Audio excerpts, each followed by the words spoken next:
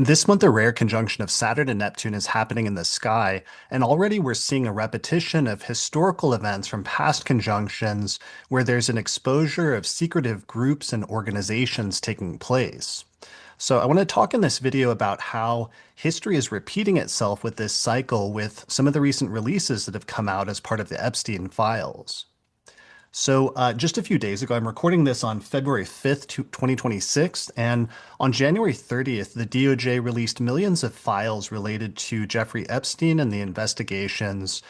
related to him over the course of the past couple of decades. And one of the things that the release of the files has done is it exposed a lot of hidden power networks and showed a lot of things about people working behind the scenes and conspiring in order to influence world events. And while the dust is still settling as people are sorting through literally millions of files and still coming to terms with some of the things in the files and like what's true versus what's not true, that at least the outlines of seeing some of the different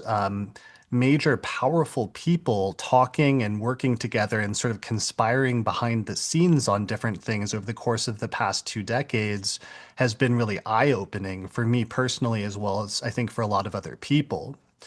So in the documents, there was also even the mention of at least one secretive group, which perked up my ears in particular because it was in reference to a group called the Zodiac Club, which evidently is some sort of club that goes back to the 1800s that I had to look up, where it's a secretive group where there's only 12 members, with each one representing one of the 12 zodiac signs. And as I looked this up, it turns out that one of the famous members of the group at one point was J.P. Morgan, who astrologers know because he's associated with that famous quote that may or may not have happened, where supposedly he said that millionaires don't use astrology, billionaires do. And I've always been uncertain of that quote because we don't actually have a good source for it, and it's not clear if it's true. And I was actually researching it, and it turns out that the first time it may have been used was in 1989 by the astrologer Sidney Omar, which I find fascinating because that was, of course, the last time there was a Saturn-Neptune conjunction was in 1989. And it's not clear if this ended up being like a real quote or if it was a fake quote that's just commonly attributed to him. But one of the things I was reflecting on and seeing that he was part of this group is that, um, if he was part of a group and apparently he was so into it, he was assigned to the sign of Libra. And in his library, he had like some sort of painting involving Libra to represent that sign and maybe acknowledgement of being part of this group. It kind of raised the question for me all over again as of like maybe that was a real quote, even though it's often treated by historians as if it's fake because we have no source for it. So it's not clear if this Zodiac group is like a actual legit like secretive society or if it's just some sort of weird dinner club for elites, basically. But therein lies some of the ambiguity with the Saturn-Neptune conjunction is and what's weird about the release of the files is that it's simultaneously confirming that a bunch of things that were previously thought to be conspiracy theories are true, but then at the same time, it's also showing that some conspiracy theories that people believed were true were actually being used to manipulate and mislead people. And indeed, it's also creating a great deal of confusion at this time about what's real versus what's false. And there's some elements of the truth that are clearly being suppressed, whereas there's some things that are probably not true that are being amplified. So it's creating this whole epistemic crisis that we talked about on the last forecast episode, which is this profound period of questioning our ability to determine the truth and validate knowledge. But the thing that I wanted to focus on here for my purposes is the secretive groups and conspiracies part of this, because that's been really eye-opening for me as I've been looking through some of the headlines and some of the different files and different things like that. Because this was actually a theme that came up a year ago when my friend Nick Dagan Best and I did a whole episode on Saturn-Neptune conjunctions in history, going through each of them over the past 2,000 years and talking about some of the common themes that we saw emerge during the course of these conjunctions. So the conjunctions happen every 36 years about, and we looked through 2,000 years of history. And in that research, we actually found a bunch of instances involving secretive groups. And the sort of summary of that research, which I'm going to spend the rest of this video kind of reiterating and summarizing here, is basically that the Saturn-Neptune conjunctions often coincided with themes involving conspiracies, secret organizations, covert operations, and also sometimes the exposure or suppression of secretive groups. So that was like conclusions that we had found a year ago. And so the fact that this has become a center point of this Saturn-Neptune conjunction in our time is fascinating, especially because it was really last summer around the July timeframe when Saturn and Neptune first came within a degree, but the conjunction did not go exact, that the Epstein case first exploded in terms of the public consciousness most recently. And now that the Saturn-Neptune conjunction is going exact this month in February, it's actually coming back into the consciousness in full force, and things are actually being revealed. So I want to go through some of those past instances where these themes have come up in order to give us some perspective on what's happening now by looking back into history. All right, so the first section, though, to focus on that's really the most pertinent one that I think is the most connected in some ways with what's happening now is the research we did last year highlighted recurring themes of secret orders either being destroyed, banned, or acting as the catalyst for major world events and major events in history. So the first one, going back to the year 1307, was the year when the Knights Templar were disbanded and destroyed, when King Philip IV of France orchestrated the arrest and the suppression of the Knights Templar, which was this wealthy and powerful and somewhat mysterious military order. And this all happened on Friday the 13th.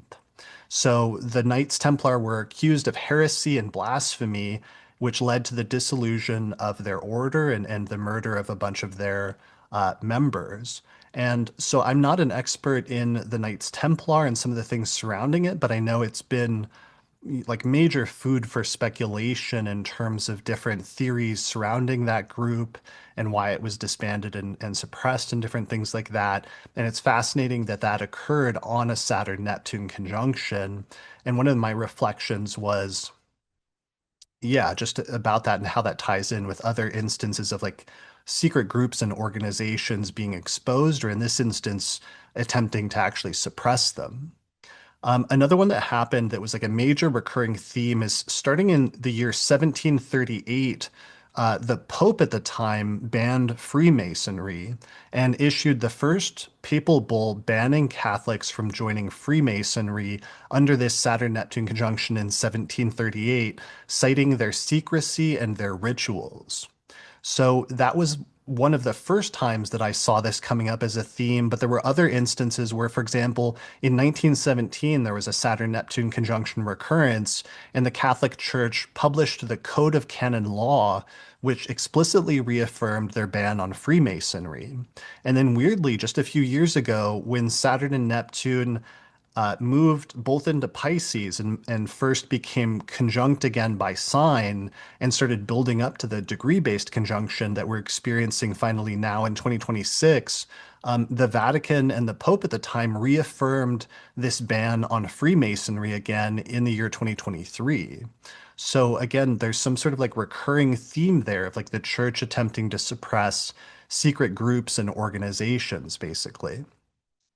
In a different era, in the 1773 time frame, leading up to the American Revolution, there was this in a Saturn-Neptune conjunction that was taking place at that time. There was some really interesting stuff happening with the Sons of Liberty, which is a group that was kind of like a secretive grassroots organization. And one of the things that they're perhaps most known for is they disguised themselves as Mohawk Native Americans to carry out the Boston Tea Party under the cover of night. So it's like there was this like secretive group that was doing events that were like things that had a huge impact on history, and in that instance on the American Revolution itself, or the things that eventually led directly into the American Revolution. Another one that we found that we talked about in the episode a year ago was in 1881, there was a secret group called the People's Will that assassinated Tsar Alexander II of Russia. And this group was kind of like a secret revolutionary society with independent cells led by an executive committee, which is actually led by a woman named Vera Fengner. So that was another instance of like sometimes these secretive groups actually taking actions and carrying out covert operations that involved or changed the course of history by sometimes targeting people in high positions of power. So those are some of the ones I wanted to highlight the most in terms of secret societies and groups coming up during the course of this conjunction in the past. But there were also a few other themes that we found during that research as well. So one of them that's also relevant here that we're seeing a repetition of is things involving secret pacts and diplomatic conspiracies. So we found a really strong lineage of secret agreements that fundamentally altered geopolitical structures in the episode last year. And oftentimes this led to the rise or sometimes the fall of different empires. So, for example, the most notable one that I found was the conjunction that was occurring, Saturn-Neptune conjunction around the year 59 BCE, with the creation of the first triumvirate in Rome. So this is a secret pact that was formed between Julius Caesar, Pompey, and Crassus to bypass the Roman Senate and to control Rome. And this conspiracy eventually led to the fall of the Republic and essentially to the rise of the Roman Empire as it moved from the Republic period into the period of actually having emperors in control of everything.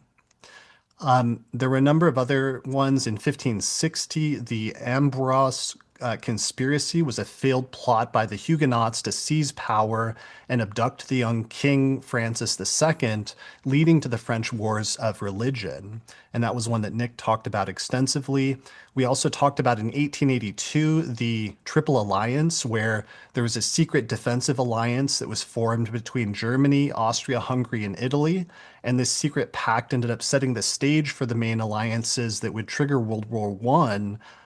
exactly one Saturn-Neptune cycle later, essentially.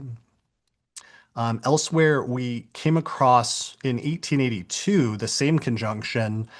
Standard Oil and Trust was found, where there was the secret founding of Standard Oil and Trust by John D. Rockefeller, which created a monopoly that was hidden behind a trust legal structure in order to circumvent different laws. So it's like powerful, rich people creating these secretive structures in order to benefit themselves financially, basically, which I think we can see we're having repetitions of today. 1916, there was also the Sykes-Picot Agreement, which is a secret pact between Britain and France to carve up the Ottoman Empire's Arab territories, which essentially laid the foundation for the modern Middle East borders, including some of the different disputed ones still to this day. In 1917, that conjunction also coincided with the Zimmermann telegram, which was a secret communication from Germany to Mexico that proposed an alliance against the US. And when this secret telegram was exposed in 1917 by being decoded by the British, it actually forced the US to enter World War I, or at least was one of the factors that galvanized the public and the American government into finally joining the war like a few years after it started. So those are some of the major themes involving like secret pacts and conspiracies that also seem relevant and adjacent to some of the things that we're seeing today, where we're seeing the exposure of some of these things. But no doubt there's also a number of different ones happening behind the scenes right now that the public simply doesn't know about and either will never know about or perhaps will learn about in history books at some point in the future. Another major theme that we've repeated a lot on the forecast, but it's worth reiterating here, is some of the themes involving like covert operations, intelligence, and hidden forces, where in modern times, we noted a shift from secret societies in the earlier eras to intelligence agencies and covert operations in the modern era.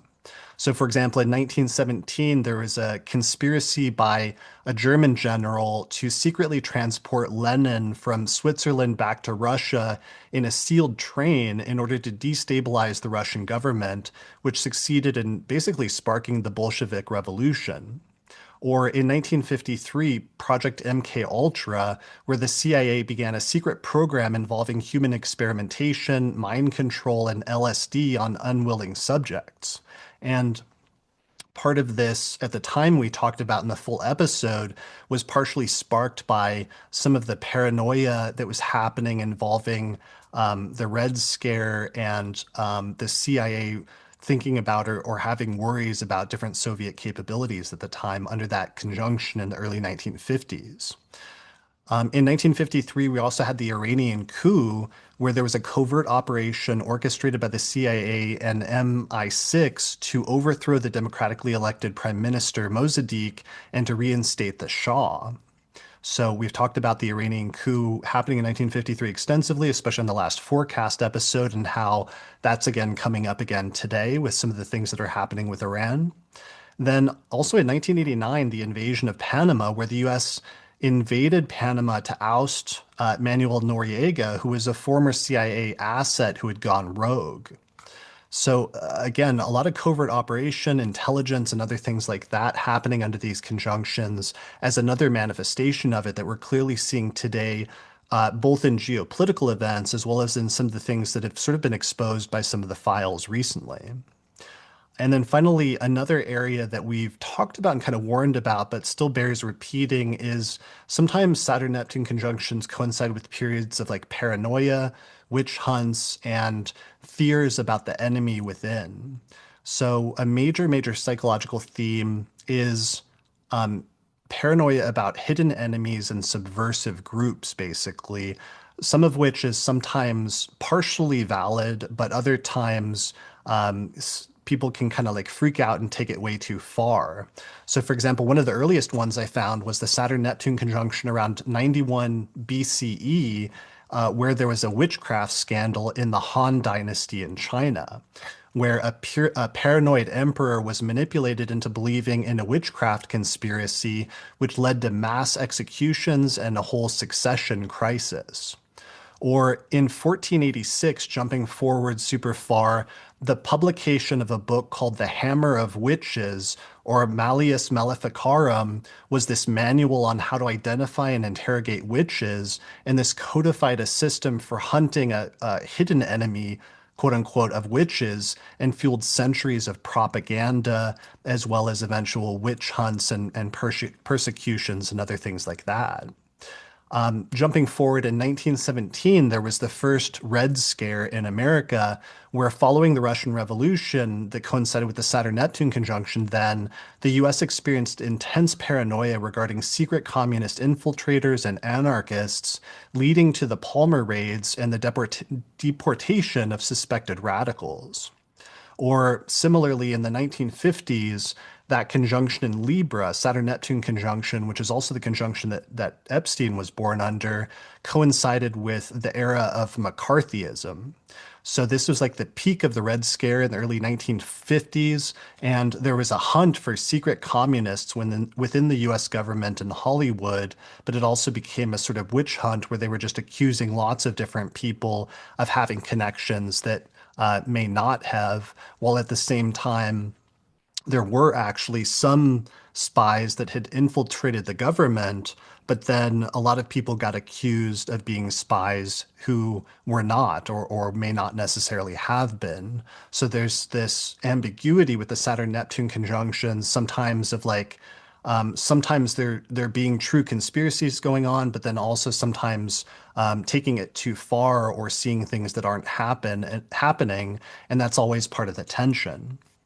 And more recently, under the last conjunction in the late 1980s and early 1990s, we had the Satanic Panic, which was a moral panic that was fueled by claims of widespread secret satanic cults abusing children. And during the height of this panic, it sort of extended to all sorts of other things, where in the late 80s and early 90s, both even like astrology or board games like Dungeons and Dragons were explicitly targeted as supposedly being gateways to the occult and were subject to censorship campaigns because they had been deemed to be satanic. So, again, there was some things that were going on that were happening, but then also sometimes people were freaking out and going into moral crusades in order to try to like stamp out other things that were not happening or that were sort of like an overreach. And in some ways, this culminated or was relevant at the time that in 1988, in the late 80s, you had the astrology scandal with the Reagans, where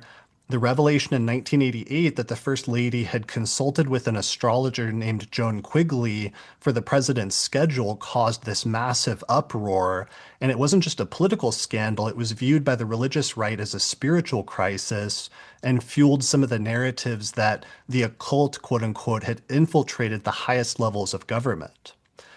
So we can see some of those things swirling around there as well in terms of like astrology and the occult and people's fears about different things that are sometimes religiously motivated. And finally, the last thing is um, there were sometimes like people working behind the scenes and like carrying out nefarious activities. So one of them that I wrote down, for example, in the research last year was in the year 54 CE, Agrippina the Younger was working behind the scenes and possibly may have been involved in poisoning the Emperor Claudius in order to install her son Nero as emperor. And I thought this was interesting because just like yesterday, I saw a new news report that the Department of Homeland Security put out a warning about domestic poisonings, where they warned that law enforcement, they were warning law enforcement of an increasing trend where domestic partners are using chemical and biological toxins in order to like harm or kill or poison their partners. And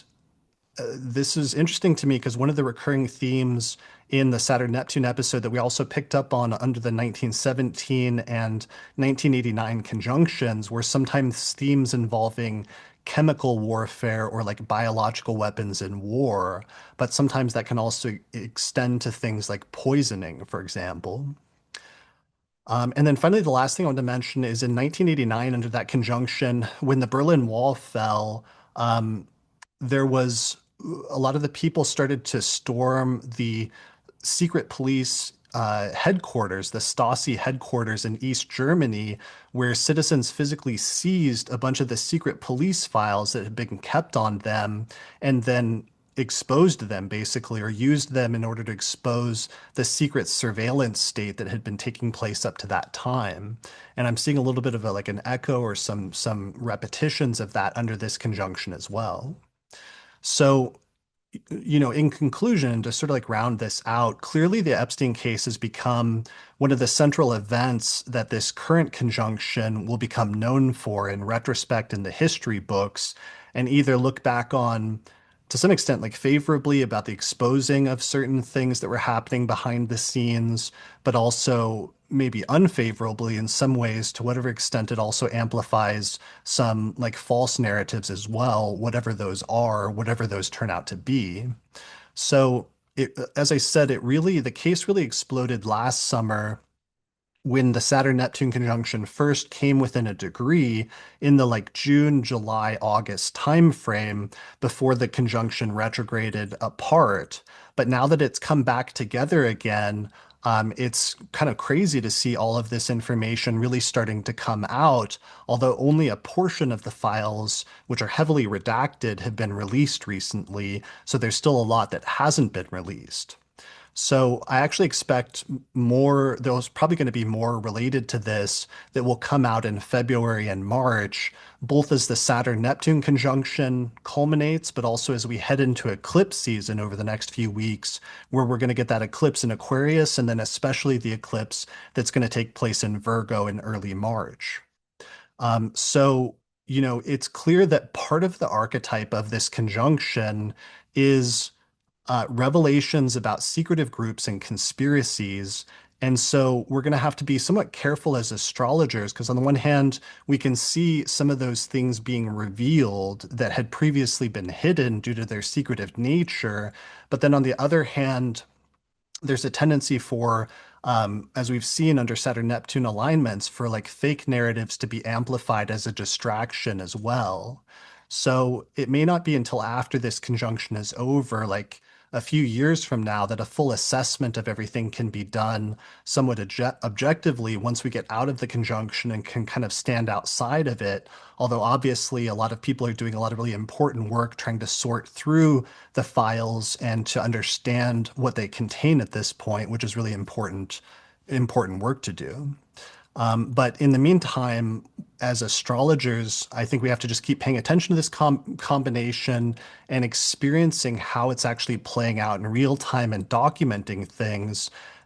Because then hopefully that's something we can pass down to future generations of astrologers as we're better able to articulate what these conjunctions are all about, even though the core of it is something that's, nebulous and somewhat hard to grasp. So, yeah, if you notice anything about the current conjunction or past conjunctions, then let me know in the comments below this video on YouTube, and then we can kind of like pool our research and our resources as we're continuing to grasp at and try to understand the different facets of this specific astrological alignment. So there's still a lot more astrology that's about to hit this month, basically. It's going to be a long month with a lot of stuff happening. I'm already growing out my beard just to try to follow everything. And it's going to be a really interesting month. So I wanted to give this quick update just to let everybody know what my thoughts are on the current conjunction and some of the things that are happening. And I'll be back again at different points this month to follow up on what is surely going to be a really momentous month in world history. So strap in, good luck, and I'll see you again next time. If you're a fan of the podcast and you want to get access to bonus content, then become a patron through my page on Patreon, where you can get early access to new episodes, attend live recordings and webinars, access the monthly Electional Astrology Podcast, the Secret Astrology Podcast that's only available to patrons, or you can even get your name listed in the credits. Find out more at patreon.com/astrologypodcast. Special thanks to the patrons on our producers tier, including patrons Christy Moe, Ariana Amour, Mandy Ray, Angelique Nambo, Isa Sabah, Jeannie Marie Kaplan, Melissa Delano, Sunny Bazbaz, Kwatsi Alabarahu, Annie Newman, Ginger Sodlier, Berlin West, and Nikki Crawford. If you're looking for good dates to do things this year, then be sure to check out our 2026 Electional Astrology Report, which is a guide to the most fortunate dates in 2026. You can get it at theastrologypodcast.com/2026 report. If you're really looking to take your studies of astrology to the next level, then consider signing up for my Hellenistic Astrology course, which is an online course in ancient astrology where I take people from basic concepts up through intermediate and advanced techniques for reading birth charts. There's over 100 hours of video lectures, plus live webinars and Q&A sessions each month, and at the end of the course, you get a certificate of completion saying that you studied with me. Find out more information at theastrologyschool.com. If you're looking to get an astrological consultation, then check out the new consultations page on the podcast website, where I have a list of astrologers I recommend for birth chart readings and other types of consultations. You can find that at theastrologypodcast.com/consultations. The astrology software we use and recommend here on the podcast is called SolarFire for Windows, and you can get a 15% discount on it by using the promo code AP15 at the website alabe.com. For Mac users, we recommend the program called AstroGold for Mac OS, and you can use the promo code AstroPodcast15 to get a 15% discount at their website, which is astrogold.io. And shout out to our sponsors for this episode, including the Northwest Astrology Conference, which is happening in Seattle and being live streamed online May 21st through the 25th, 2026. Find out more information at norwac.net, as well as the United Astrology Conference, which is happening in Chicago this year, September 3rd through the 9th, 2026. Find out more information about that at uacastrology.com.